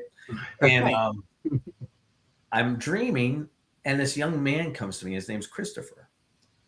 He says, when you're at the back end of Bachelor's Grove Cemetery, please tell everybody I'm okay. And I saw him distinctly, his hat, his jacket, what he was wearing. I knew exactly what he was wearing. Wow. And he says, please tell everybody, they'll know who they are. I'm okay. And I go like this. I go, all right. So I wake up and I tell my wife what happened. I said, this is what happened today. I go, this person, this young man is asking me to do this because I'm very concerned about looking batshit crazy. I ain't gonna lie to you, man. And so I tell my wife, I said, should I say it or not? She goes, nope, you're gonna look batshit crazy, Neil. Don't do it. Oh, I would have said it. Yeah. 100%. I would have said it. Well, I'm not done. It's not done yet. So what happened is we got there, and this is actually the first time this ever happened. This is some years back. All of a sudden, I'm doing the regular spiel of of what the stories are, right? All of a sudden, I get it right here, and he's saying, "Please tell them." Come on. I'm like this. I'm like, oh my god. So I said, I have to stop everything, and I said, there's a young man named Christopher here with me. This might be somebody that someone knows here. I go, he's wearing this such hat. He's wearing this jacket. He wants me to reach out and tell you everything's okay with him. He's fine. And all of a sudden I go, does that make any sense to anybody? And this guy raises his hand. He says, that's my cousin. He just died. Oh. He goes, he just died about 2 weeks ago. Oh, wow. And I what happens is when this happens, I don't know. I'm assuming, Jenny, you have things happen to you. I get that feeling like you have things happen to you. No, you'd be Really? Will I be wrong on that? All right. So, I'm not as sensitive. I'm not anything. Like, I'm very like scientific. That's me. Like, no, She does, but she doesn't admit it. I know people like that who don't admit it, but that's fine. Mm-hmm. So the thing is that's that out of the paranormal closet. Things happen to Anthony. Things Yeah. happen to Anthony. I would say I'm very empathetic. You know, like I try to relate to people. You know, right. So this all of a sudden I get all these strong emotions just hit me, man, and I had to excuse myself because I started crying, and I had to step back and try to control this person's emotions. And it's sometimes hard, but when you start doing it more and more, you start to recognize it, and you have to just excuse yourself so that you can just deal with the issue. And but the second story, when we go to Bachelor's Grove Cemetery, and it's not the first time, people started getting pains in their eyes, like sharp pains, like somebody stabbing them in the eyes. And I've gotten that more than 2 or 3 times. And people have to call an Uber and they drive home. Wow. That place there is very real. And you start taking on other things, characteristics. And I'll just throw in this last story. I'll tell you this last story of Bachelor's Grove because we're on Bachelor's Grove. Please. So this is when I started really questioning what I do. You know, like, Neil, are you nuts? You shouldn't be doing these kind of things, dude. This is nuts, man. You're throwing yourself sometimes through these emotional roller coasters, and you're getting yourself sick. And why do this? So I did a thing at Bachelor's Grove Cemetery, a full thing in the daytime. And I worked midnights at the time. And I always take a nap before work. So I made sure I was in bed by at least 7 or 8 o'clock so I take a little nap. So I'm starting to try. It was a nice fall night. I had the window open. I remember this night. All of a sudden, I start getting this shake, this uncontrollable shake. And I feel it, and I can see it in my head. I can't see it with my eyes. But it came through the window. It went up on the ceiling, went across the ceiling and floated and went into a corner. And it was sitting there staring at me. And this shake was like nothing I ever had in my life. I mean, it was so uncontrollable. I don't know. Like, I'm a diabetic, so I know what the shake is. This is before I became a diabetic, okay? This is before I became a diabetic. So it's kind of like that where, like, your blood sugar is, like, really, really low. Right. That happens to me. Right. You really shake. Yeah. And you not like a little shaking. You start shaking and shivering, right? And I feel like this thing is just watching me. And I remember a guy telling me, he's a very faith-based person. He said, Neil, these things are going to happen to you, so I want you to keep in mind. And faith is one of the most important things, ladies and gentlemen, to have. And when you have it, you know you have it. Right. You have to project that energy and say, by the blood of Jesus Christ, you do not belong here. Go back from which you came. But it's not about just saying the words. You have to believe the words. Like I tell people, what is faith? I say, well, I want you just to close your eyes for a second. I want you to think about that one person you love the most, or that one moment in time, and how much love you had for that faith, for that moment in time, or with that person. And that emotional feeling that you felt, well, that's faith. It's the same thing that you can have, that you can project out into your environment, but you have to really believe what you're saying. And when I did that, this thing left. Every now and then I get a little shake to me during the day because I went to work. And I said, and that's when I really started thinking, you know what? I'm done with this. I'm going to quit doing what I'm doing. Like I said, I don't think I should be doing this stuff. So that's scary. It's scary when it's affecting you like that. Yeah. I thought there's a really interesting comment from my friend Robert here, that he knew an empath whose eyes would darken at times. And I'm trying to go back to it, but I mean, that's interesting. You know, just you hear that when someone's getting affected, right? Like this happened to actually a friend of ours that I had to remove from a location because his eyes like got dark, you know, and I was like, we're out of here. We're out of here. But that's interesting that like a physical manifestation of that, you know, empath. That's pretty cool. Yeah, and when it happens, and I'm more now when I recognize these things. I can deal with them much better than I did in the beginning. I really can. And I have to, no matter what, I can't let my faith down. And I tell people, and you know, and once again, I'm not Bible taught. I'm not telling you who to believe in, but no matter what, your audience has to believe in itself. That's first and foremost. It doesn't matter what religion you are. No, it's about your belief. It's about that strong belief. People ask all the time. They say to Anthony and me, they say, what do you do to protect yourself? And my answer is always a little bit weird compared to everybody else's. I don't do any rituals, sage, anything like that. But what I do is I try to live a good, clean, happy life. And you're right. Be a strong, confident, you know, like happy person with good relationships, you know, no negativity in my life. And I feel like that's enough. Yeah. Well, when they usually ask me what I use for protection, I usually say Trojan. Yeah, I was gonna say, but this is what I deal with. No, I'm kidding. That's all good. Exactly. I thought you were gonna say something else, like, but never mind. Can't say it. No, but I mean, I just feel like, you know, honestly, this is gonna sound weird, but even like eating well, just like sleeping, you're just getting like good care of your body and you know, exercising and keeping your mind sharp and healthy. I feel like that's half of it. And also I don't believe anything's going to happen to me. I go in there, like you said, with the faith that I believe in myself. And you know what? You're walking in there with the best defenses, being positive, and that's great. Right. That is totally great. Like every single time I go into a place, I actually go in there thinking that this whole place is going to be on bullshit. And with a positive attitude, though, you know, like, all right, I'm walking in another place. There is a chance. But here's the thing. Here's the thing is you can go to a haunted location and nothing happens. It's all about the evidence. When you leave that and you start going through your evidence, that's when you start figuring out the place is something's going on in that place. The quieter the place, the more you find later, I think. Yeah. Like that's always the way.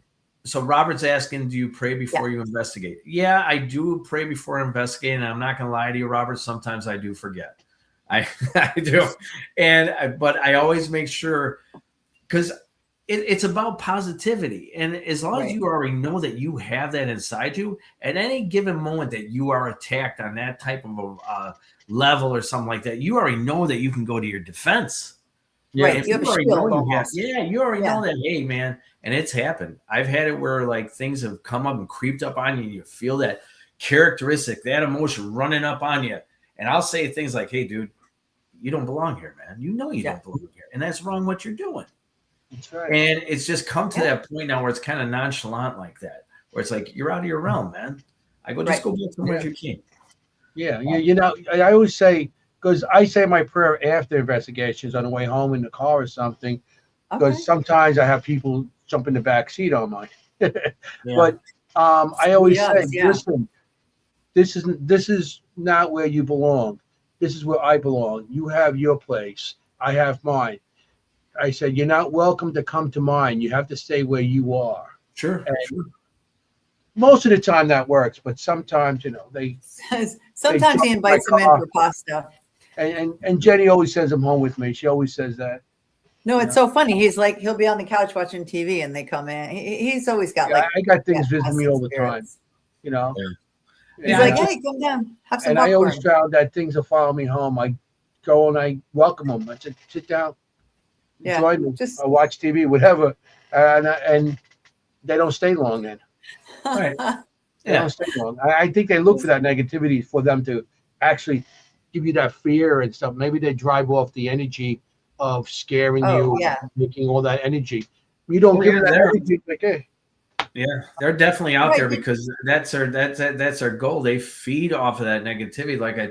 talked about in the beginning. Jails, institutions, prisons. True. That's how they live. That's why those places are infested with that, because they are living off of the negativity and the That fear. makes sense. That That's makes true. sense. I mean, the worst place I've ever been to was Trans-Allegheny Lunatic Asylum.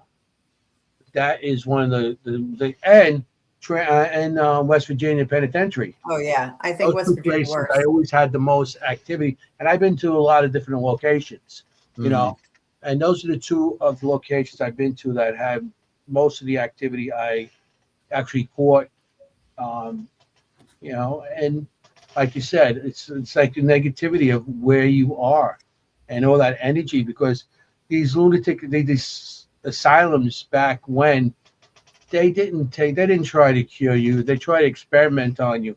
So Yeah. they wanted to know what's going on, and Yeah. and they couldn't do it. They give you lobotomy. You know, that was the whole thing. Yeah, You know? yeah. So Well, you know, all those places have a lot of negativity and stuff. And like I was telling Jenny the one time, it's like when you go into the place like a hospital or asylum or something, I try to keep. I just carry a camera and my things.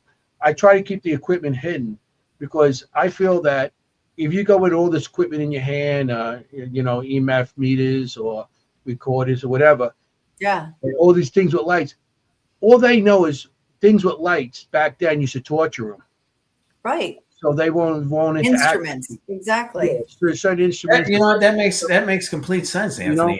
Actually, I never even thought about that. Yeah, Yeah. they won't interact with you. But if you go in with your hands free, or like I have a camera, you know, or just a night vision, goes like everybody knows. I wear a body cam in the front and in back. Several body cams. Yeah. I got body I cam just in wear one in front the and front. back and everything. So I'll just go in and just talk to them and sit down and do an EVP session or something like that. Because, like I said, all those lights and buzzes and everything else, it's what they heard before they got tortured. So, or That's such a good experimented on whatever they did to them back then. I love that. And I always think, like, I work a lot in houses from the 1700s, and I always think, Really? let Wow. me use something wooden, you know, not something metal or plastic, you know, like I have a box that's wooden, you know, instead of like a pod, you know, that it looks more like a music box or a jewel box, you know, and that works. I get so much more activity on that. The reason why, you know, is because that's that era. All right. So have you ever heard of a place called Whispers Estate? Yes. Okay. Heard it, So yeah. Whispers Estate, and I have a video out there of this, is I always, all right, especially it has children's spirits inside this house that died inside the house. Okay. And so my big thing is, because I'm really big about kids and I love kids. I love kids. Yeah. And I got my own. So They're the best. Yeah. yeah. And I used to tell my kids stories at night. And you have to think of the era that you're investigating at. What time period was that? So what did these kids like back then? So what I did is I told the story of the Three Little Pigs. All children love in that era stories. So I told the story of the Three Little Pigs, and I explained to them, if you want me to tell another story, you just have to open up one of these doors for me, which has been known. And these are big, thick doors from the early 1800s. Wood is the original. And sure enough, after I get done doing the Three Little Pigs, and I say like this, I said, if you want to hear a story or another story like that, open up one of these doors for me. And sure enough, this door you hear the doorknob turn and it opens up. And then I had to go ahead and tell another story. And I did Jack and the Beanstalk after that. So I love it.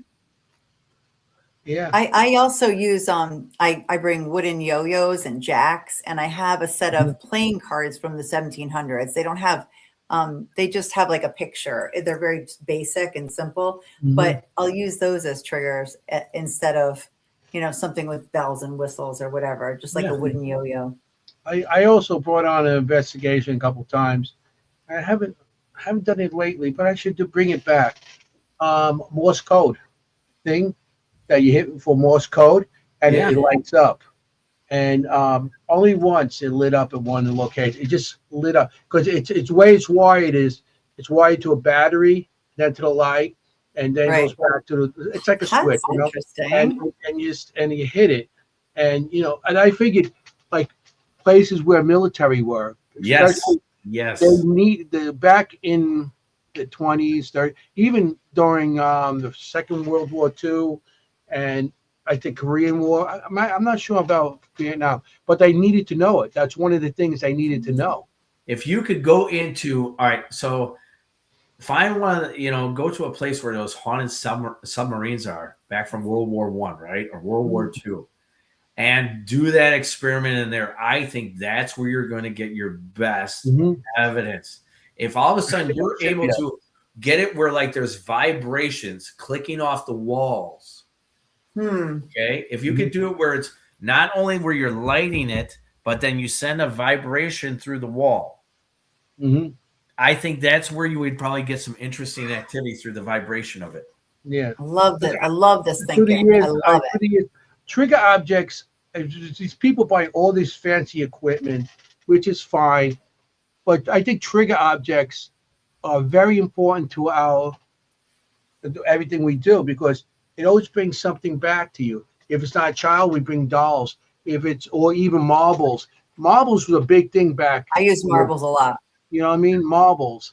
Marbles or a ball or, something that back in the 20s, 1800s, 1700s, going back, they could relate to certain things.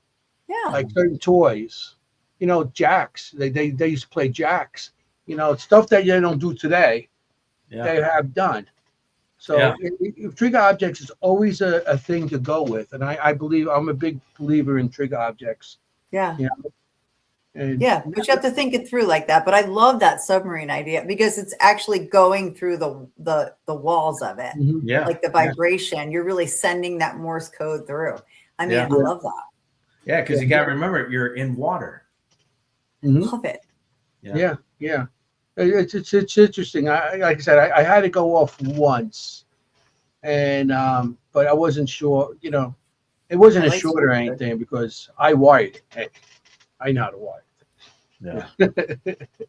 So it was fine, but the light just came on a little bit and then one came off, and I think, oh, that's cool, And of course the camera wasn't on it at the time, so I didn't get it on camera, but it was cool though. It's just lit up. Yeah, but you have to think about your surroundings, like you said, Anthony. Like think about like where you are and what area you're dealing with. Yeah, and I'm always big because I with knowing surroundings also, what kind of equipment to bring. Right. What I mean? Because we all have all this equipment, and you don't need all that equipment in all these different locations. Certain locations, outdoor locations is different than an indoor location.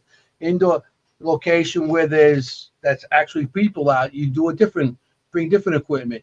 Abandoned places, you bring certain equipment. Everything is a different type of equipment to bring to it. Right. You don't. That's where you have to do your research on that, and then you get that feeling of, all right, this is maybe what I should be bringing. And in the beginning, I ain't gonna lie to you, man. I didn't believe in a lot of this equipment. I really didn't. My buddy was making all these different spirit boxes, and I said, oh, this is BS. This is BS. Yeah, right. And I said, this is just this is random. This is just random stuff, right? But then he built this box called the Anahata, and it started getting answers. I mean, it sounds so good. It really does. When you start getting those intelligent answers to those questions, now weird stuff is going on. Like I was a total disbeliever in a lot of the equipment. I really was. The only equipment I really think that really works the best is just regular recording devices. Yes. I think that's your go-to. That's my thing. That's my jam. Yeah, I mean, if you all of a sudden just something that I was like, say recorders, say digital recorder. Yeah, okay. Recorders. I mean, that's your go-to. Of course. I mean, like that. But I'm a camera person, so my EVPs are on the camera. So we're a good team. What I like with the camera is that sometimes you could debunk something like somebody be whispering, or We you get see both. somebody walk. You get debunk because you can see it, Yeah. which I You have get done in both. the past. Like you get like I wear a body camera. oh, I got something, and then you do the video and like, this one just Right. whispered to that one, Right. So Because you that's double why I check like your my work. cameras. Yeah. I just want to bring something up real quick in the comments because I think it's really special. We were talking about protecting ourselves. We didn't talk about this. Mary Beth said she relies on her friends and family on the other side to protect her. I love that. Yeah, my mother protects me. You know Also, what, stay a woman with a wooden that- spoon. Nobody's gonna mess my mama. Yeah. And, well, that's what we were talking about. Faith. It's part of your faith is your family makeup. Like I said, close your eyes and talk about that person you truly loved in life, and that person, that love, and when you're missing them or if they passed, and you reflect upon that moment in time that was such a strong thing. That's your faith, Right? Mm-hmm. And when you have that, nothing can conquer you. No. So true. So true. All right. I'm going to get in trouble if I don't ask Kim's question. Kim has a question for every guest, and she's obviously working with the horses. She's a vet, and she works with the horses at the racetrack during the summer. So she takes a little hiatus, but she likes me to ask her question for her. And you may have already answered it with the cemetery, but I'll give you a chance.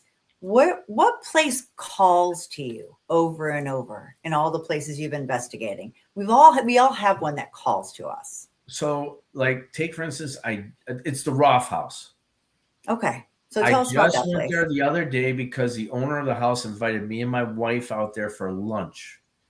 Okay, and I don't know why, and I really believe that a lot of people are like this, where maybe there was different timelines in our lives, and the reincarnation idea, right? And some of us believe it, some of us don't, and I think there's something to it. But that place there, the Roth House, I love driving out there like we did the other day, driving through the country. And when I get there, I always feel like I'm at home. So there is definitely a female spirit out there, because every now and then I'll get this disembodied voice of this lady in the house saying, "Hi, how are you?" And it's really, really weird, man. And that place there, to answer the question, is the Roth House. That's the one. It's definitely not Bachelor's Grove. Okay. No, I think everyone has one. Mary Beth. Yeah, Mary Beth. Cannoli. Okay, cannoli. Cannoli. Right. We have a drinking game on this show. Every time you say cannoli, you drink, and everybody's like, "My cup is full. My cup's still full." Cannoli. I'll take a drink for you. It's like a hydration break in soccer. We do it. Yeah, Yeah, it's like a drinking game. We just made it up. Also, Jenny didn't ask her question. What's the question, Jenny? Snack? Okay, get ready, because this is a really serious question. Yeah, because we're getting to the 2-hour mark. I know, because as you can see, I have like gummy bears and everything in my hand that I keep here. What is your go-to snack on an investigation? I try not to really eat that much at all when I do it. Oh, but I think every ghost hunter's thing is just pizza.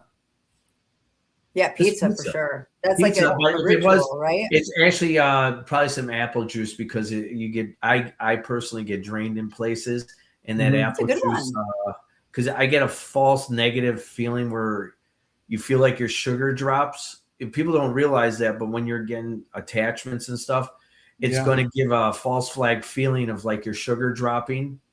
And and then when you all of a sudden go to check your blood sugars, you're going to see your blood sugars are fine, but it gives that feeling that your sugars have dropped. So I always have like an apple juice.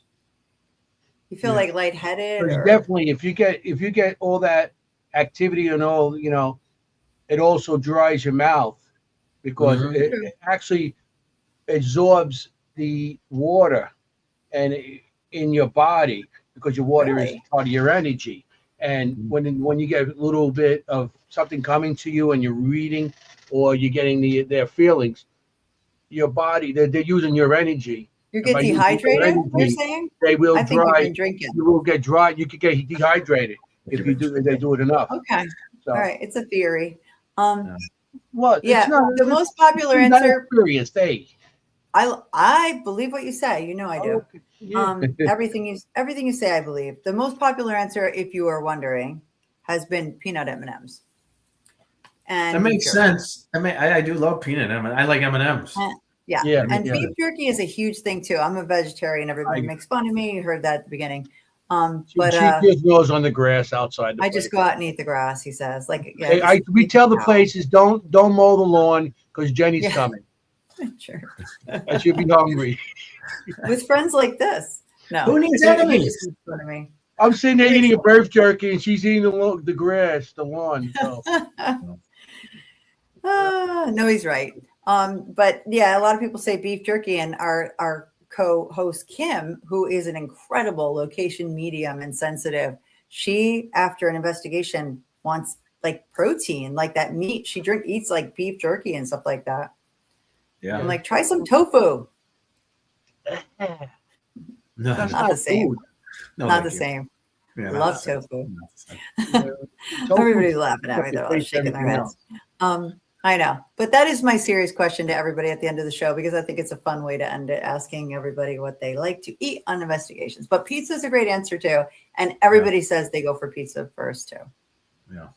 Yeah. The pizza. Well, pizza. I live on pizza, so Yeah. I got Yes, sauce so for good. blood. I got Me too. pizza sauce for blood. Yeah, It's so good. that's what we have It's so over good. here all the time. So When I'm not great, we have good pizza. And you have different pizza in Chicago. Yeah, we got the deep dish. We got, which I particularly like. I like all pizza. It's just the deep dish. I go to this place called Nancy's, and oh my god, it's so good. And Anthony, if you ever come out here, buddy, I'm taking you for some deep dish, brother.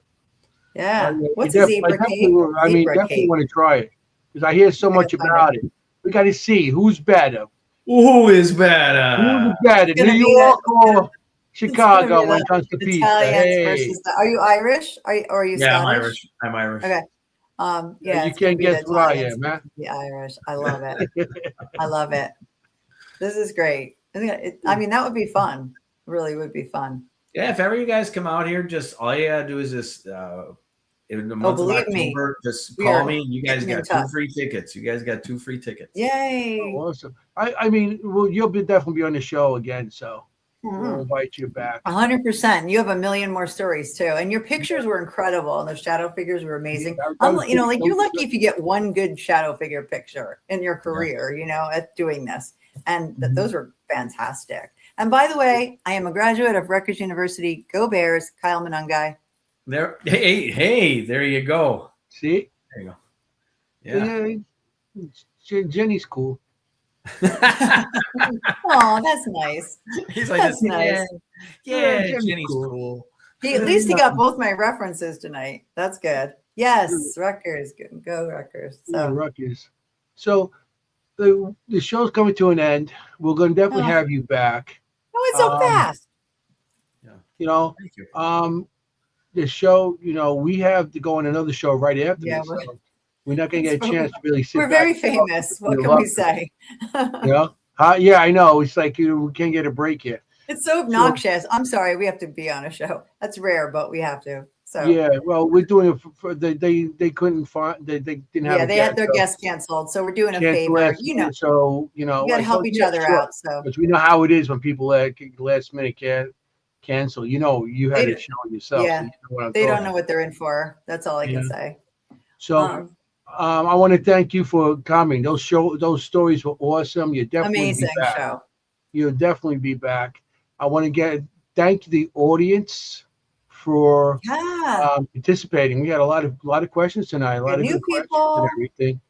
And I just want to thank everybody. And I just want to tell everybody, when you're out there when you're out there, you got to be safe because you want to look for ghosts. You don't want to be a ghost. Hey. Oh yeah. Okay. Hang on. What's his channel? Oh, your channel. My channel is, if you go on Facebook, it's Graveside, GRAVESIDE Paranormal. Okay. And I also have gravesideparanormal.com, Graveside Paranormal on YouTube. I guess I got some other things that my daughter puts me on that I don't even know about.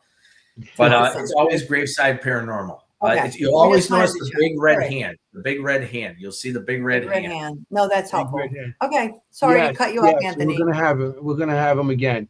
So, Okay. well, Thank you you just cut so off my much. whole ending. Hey, I got to do it again now, or what? Yep. We got a new friend. Yeah, we got a new friend, and we're looking to get to Chicago, and we're looking to have you back. Yeah. So, just like I said, thank you for coming. Thank you. Thank the audience. And now I can say good night because I said my thing. Okay? Yes, All sir. right. Bye, everybody. I'll see you. Thank you. Thank you. Hey, how you doing?